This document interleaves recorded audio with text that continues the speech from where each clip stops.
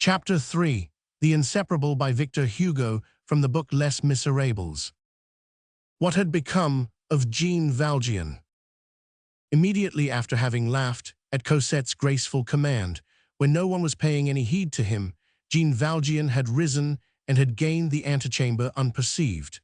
This was the very room which, 8 months before, he had entered black with mud, with blood and powder, bringing back the grandson to the grandfather. The old wainscoting was garlanded with foliage and flowers.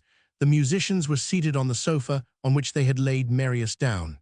Basque, in a black coat, knee breeches, white stockings and white gloves, was arranging roses round all of the dishes that were to be served.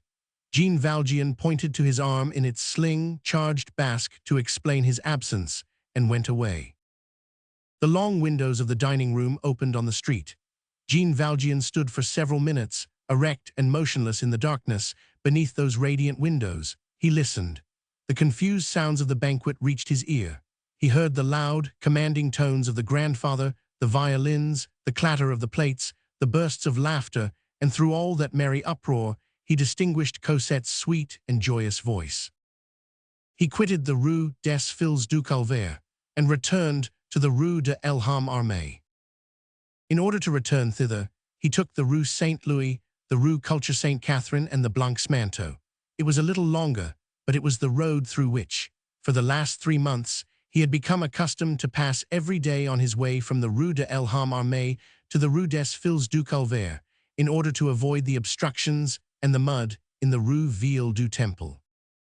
This road, through which Cosette had passed, excluded for him all possibility of any other itinerary. Jean Valjean entered his lodgings. He lighted his candle and mounted the stairs. The apartment was empty. Even Toussaint was no longer there. Jean Valjean's step made more noise than usual in the chambers. All the cupboards stood open. He penetrated to Cosette's bedroom. There were no sheets on the bed.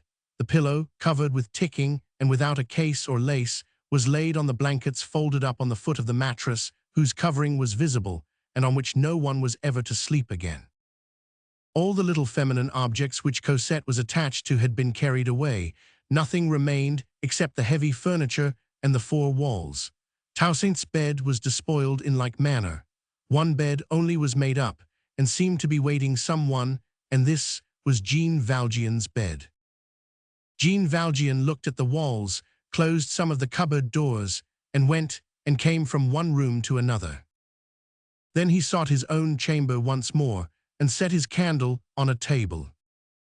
He had disengaged his arm from the sling, and he used his right hand as though it did not hurt him.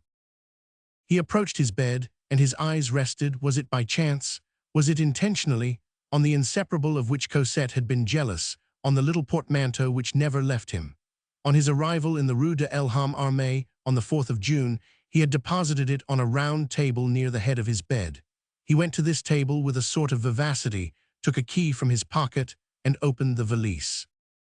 From it he slowly drew forth the garments in which, 10 years before, Cosette had quitted Montfermeil, first the little gown, then the black fichu, then the stout, coarse child's shoes which Cosette might almost have worn still, so tiny were her feet, then the fustian bodice, which was very thick, then the knitted petticoat, next the apron with pockets, then the woolen stockings. These stockings, which still preserved the graceful form of a tiny leg, were no longer than Jean Valjean's hand.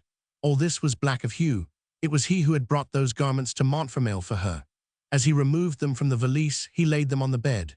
He fell to thinking. He called up memories. It was in winter, in a very cold month of December. She was shivering, half-naked, in rags. Her poor little feet were all red in their wooden shoes. He, Jean Valjean, had made her abandon those rags to clothe herself in these mourning habiliments. The mother must have felt pleased in her grave to see her daughter wearing mourning for her, and above all, to see that she was properly clothed and that she was warm. He thought of that forest of Montfermeil. They had traversed it together, Cosette and he. He thought of what the weather had been, of the leafless trees, of the wood destitute of birds, of the sunless sky. It mattered not, it was charming. He arranged the tiny garments on the bed, the fichu next to the petticoat, the stockings beside the shoes, and he looked at them, one after the other. She was no taller than that. She had her big doll in her arms. She had put her louis d'or in the pocket of that apron. She had laughed. They walked hand in hand. She had no one in the world but him. Then his venerable, white head fell forward on the bed. That stoical old heart broke. His face was engulfed, so to speak, in Cosette's garments, and if anyone had passed up the stairs at that moment, he would have heard frightful sobs.